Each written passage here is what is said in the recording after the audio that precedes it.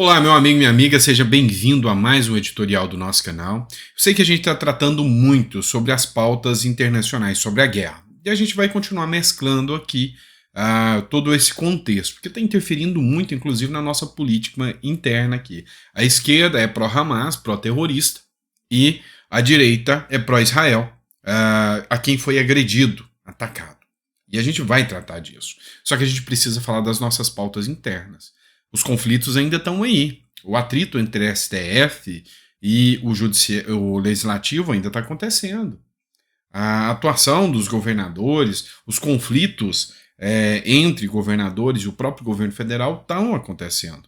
E a gente vai citar isso aqui com vocês. Entrou um quebra-pau entre Gleisi Hoffmann e Tarcísio de Freitas. E a gente vai tratar disso e eu não preciso dizer de qual lado eu estou nesse caso, né? Também, uma manifestação do Lira colocou a Câmara dos Deputados, em especial a oposição, em alerta vermelho sobre o caso do atrito entre o STF, das pautas anti-STF, como estão sendo consideradas assim. E a gente vai falar sobre isso aqui nesse editorial com vocês. Bora começar? Vamos começar trazendo essa manifestação do Carlos Jordi, que é deputado federal, sobre essa matéria do O Globo. E eu achei super interessante e a gente precisa questionar sobre ela.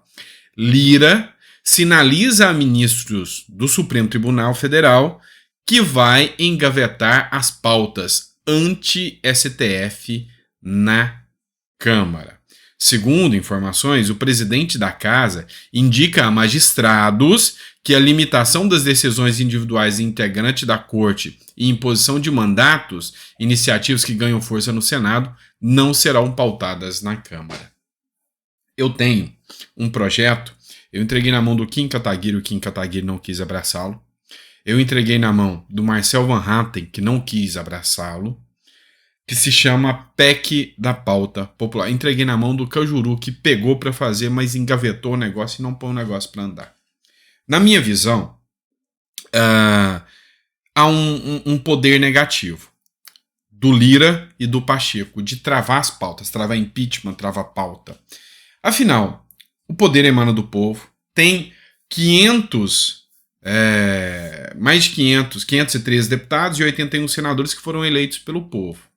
Então pensa o seguinte, vamos dizer que o presidente da República edite uma medida provisória e o Lira resolva travar essa medida provisória. Ele pode. Vamos dizer que teve uma iniciativa popular, a lei da ficha limpa, iniciativa popular. O povo vai lá e protocola e vira um projeto de lei. O Lira nunca coloca em votação. E aí a gente fala do fim do foro privilegiado. O Lira e o Pacheco, os dois que têm poder para travar tudo, só entra em votação se os dois quiserem. Tá errado. A PEC da Pauta Popular diz o seguinte, presta atenção, se eu colher a quantidade de assinaturas relativas à iniciativa popular, dá mais ou menos 1,5 milhão de assinaturas, e protocolar o pedido de pauta popular, qualquer projeto tem que entrar em votação na próxima sessão. Vamos lá. O fim do foro privilegiado está lá parado. Eu vou colher 1,5 milhão de assinaturas e protocolar e falar, eu quero que o projeto do fim do foro privilegiado ande. E se o Lira não pautar, ou o Pacheco não pautar, dependendo da casa que tiver, ele é afastado e responde por crime, tá? Por falta de decoro parlamentar, na verdade. E a votação tem que ser aberta, porque como foi o povo que pediu, a votação tem que ser aberta, para que todo mundo saiba como cada um votou. Então, os projetos que são bons, que ficam travados nessa negociata, acabariam. Tá, mas ninguém quis abraçar esse projeto. Está protocolado, existe o projeto de lei, existe a PEC, ninguém correu atrás de assinaturas, ninguém quis ajudar, aí Marcel Van Hatten não quis, Kim Kataguiri não quis, eu apresentei para todos os outros. Eduardo Bolsonaro riu da minha cara com esse projeto, quando eu entreguei para ele. Ah, não, isso não passa, não vai andar. Entendeu? Eu tive reunião com o Eduardo Bolsonaro, tive reunião com o Túlio Gadelha, não quis. Tive reunião com a turma do PT, não quis. Ninguém do Congresso quis abraçar isso, mesmo sabendo que eles ficam limitados. Para você ver como que a coisa é grave, né? E aí, conforme disse o Carlos Jordi, entreguei para o Carlos Jordi também, que não quis, tá?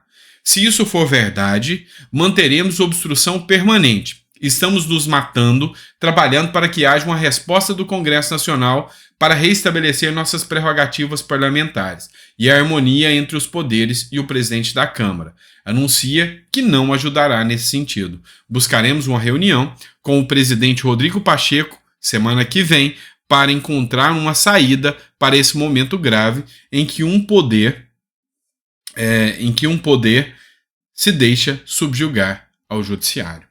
Então, na minha visão, é isso. Tem um projeto parado, o povo assina, corre atrás de assinatura, vai lá e põe o projeto para andar, o projeto é aberto, tem a votação. Se rejeitar, se cair, todo mundo vai saber como cada parlamentar votou e caiu.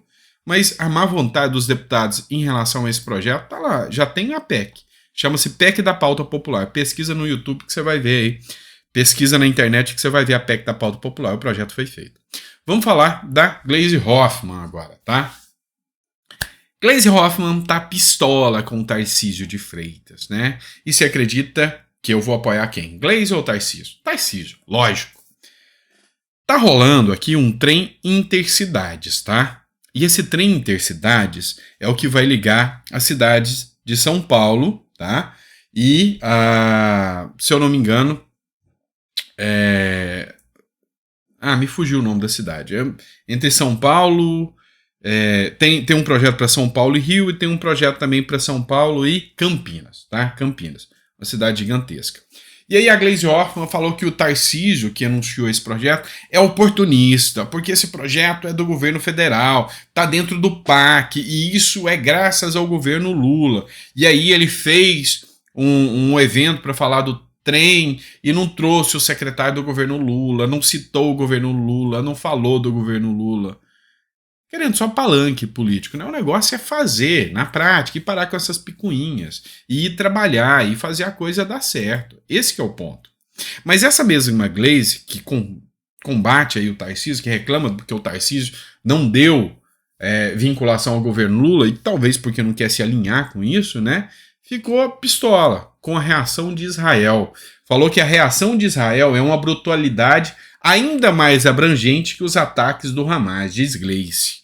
A presidente nacional do Partido dos Trabalhadores, a deputada Gleisi Hoffmann, criticou na terça-feira, dia 10, a resposta de Israel aos ataques do Hamas. Ela publicou no seu texto, em seu perfil no X, em nenhum momento Gleisi menciona que as vítimas israelenses, o nome dos terroristas e as palavras terrorista e terrorismo, nem as atrocidades que o Hamas comete contra civis. Fala apenas em brutalidade, ainda mais abrangente contra a população civil da faixa de Gaza. Ou seja, essa turma da esquerda está defendendo totalmente o Hamas, está defendendo os terroristas e não o lado de Israel. Até Lula teve que se manifestar, depois de ter sido muito criticado, ele fez uma notinha pífia para que o Hamas devolva as crianças que estão sequestradas e que Israel cesse o fogo para que o Hamas possa devolver as crianças. Alguém acredita que esses terroristas do Hamas vão agir com algum pingo de civilidade? Tá de brincadeira, né? Mas ainda bem que essa guerra tá prestes a acabar. Tá prestes a acabar porque Marcos Duval vai para lá resolver a guerra. Parece piada, mas não é, gente, tá? E eu falei com ironia aqui, mas olha só. Marcos Duval diz que planeja viajar para Israel para acompanhar o conflito. O senador Marcos Duval compartilhou conversa com suposta amiga israelense, na qual ele diz que planeja viagem a Israel em meio ao conflito. A gente já passou por um outro Duval, né? O Arthur Duval, que resolveu ir numa guerra para aparecer nas redes sociais, porque ajudar mesmo não vai ter efetivamente ajuda que se possa dar. O senador Marcos Duval do Podemos, investigado por supostamente articulado um plano contra o ministro Alexandre de Moraes e blá blá blá blá blá blá, né? Sempre falam. Na noite dessa terça-feira, o parlamentar compartilhou em sua lista de transmissão uma troca de mensagens com uma conhecida que, segundo o próprio senador, teria sido sua aluna e é militar do exército israelense. Na conversa, a suposta amiga de Duval pergunta quando que ele viajará para Israel e ele então responde: quero ir o mais rápido possível. Se vai ser efetivo, não sabemos. Se vai ser só para postar nas redes sociais, não sabemos. Se é para ganhar visibilidade, não sabemos. Mas que tal focar nos problemas internos? Israel precisa de ajuda, mas um senador lá, bancado ao nosso dinheiro, Dá para pagar muita gente que realmente pode ajudar, muitas cestas básicas, muito alimento, enquanto ele tem que trabalhar aqui, tá? Um senador sai muito caro. Não que eu seja contra o Marcos Duval, mas isso aqui para mim, ó, é o mesmo que o Mamãe Falei lá. Acho uma aberração isso aí, tá? Não que ele vai fazer a mesma coisa, lógico, mas para mim é a coisa mais insensata que se poderia dizer nesse momento, ou fazer nesse momento. Matéria do O Antagonista, mostrando quem eles são. Todo o nosso apoio e solidariedade à luta palestina. O MTST, Movimento dos Trabalhadores Sem Terra, chama os ataques terroristas do Hamas de reação legítima. Matéria do O Antagonista.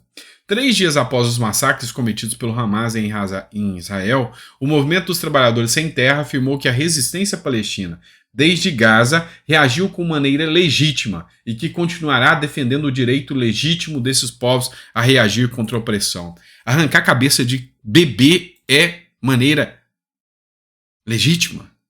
Tá de sacanagem, tá de brincadeira? Arrancar a cabeça de soldados, estuprar mulheres, abusar de mulheres, isso é maneira legítima de se defender? Tá de brincadeira. Felipe Ávila publicou em seu Twitter uma postagem aqui em que citou a matéria da Veja, MTST, a chamação de terroristas do Hamas de brava resistência. E a imprensa acordou, viu que tá pegando mal. Olha só como que a Veja tratou. MST chama terrorista do Hamas terrorista de brava resistência. A Veja chamou de terrorista.